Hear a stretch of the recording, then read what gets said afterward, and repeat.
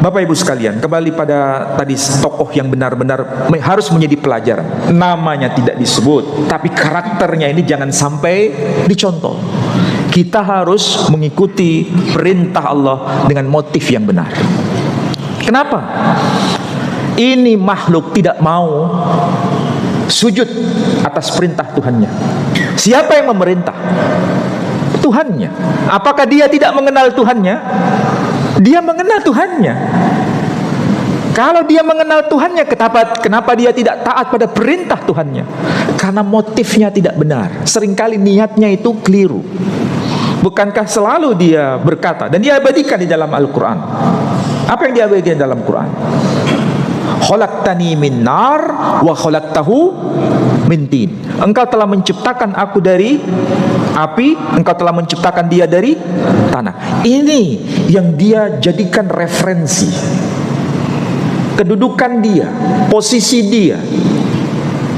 Nah, apakah sekarang manusia sekarang sering juga mengalami hal seperti ini? Ada enggak? Ada. Yang dalam bahasa orang modern disebut post power syndrome. Ya kan?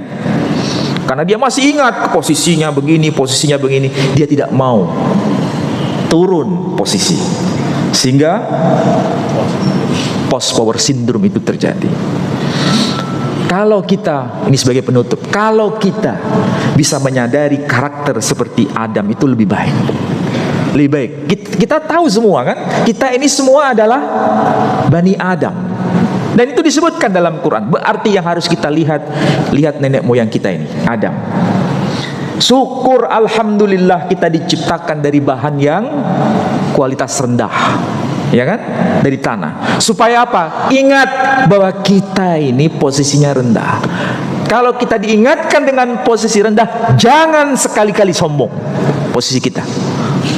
Karena apapun dan siapapun kita, kalau sudah sombong, tidak ingat asal-usul kita, maka celaka hidup ini. Karena semuanya itu tergantung dari itu, basicnya di situ. Makanya kalau sudah ingat posisi kita ini bahannya rendah, itu memudahkan kita untuk merendahkan diri di hadapan Allah. Apapun perintah Allah subhanahu wa ta'ala. Perintah Allah subhanahu wa ta'ala tidak ada sesuatu yang ada kaitannya dengan kepentingan Allah tabaraka wa ta'ala. Semua hanya untuk kepentingan kita, bukan untuk kepentingan Dia sebagai pencipta segala sesuatu.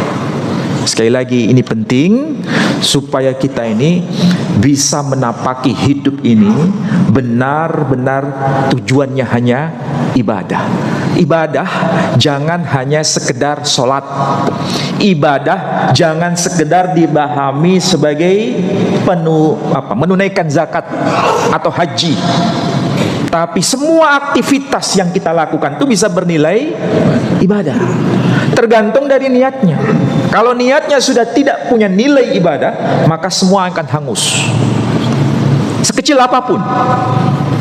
Bahkan menyingkirkan kotoran dari tengah jalan dengan harapan jangan sampai ada orang yang jatuh karena kotoran itu sudah nilai ibadah.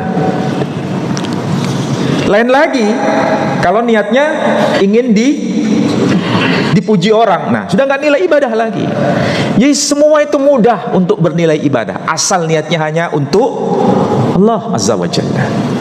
Mudah-mudahan nanti kalau kita pulang dalam arti pulang ke alam sejati, maksudnya alam keabadian, kita semua mempunyai nilai ibadah itu.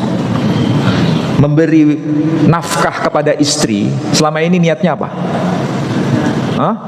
Memberi uang kepada istri, niatnya apa? Tenane. Biasanya ya hanya sekedar, ya pokoknya supaya nggak diomeli, supaya nggak dipaido, ya kan? Supaya nggak di ini, di itu dan sebagainya.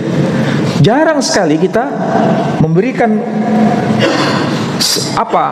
uang kepada istri kita itu kita niatkan untuk ibadah. Jarang sekali. Padahal itu mudah sebetulnya. Masalahnya kita seringkali lupa. Maka jangan sampai kita diplesetkan.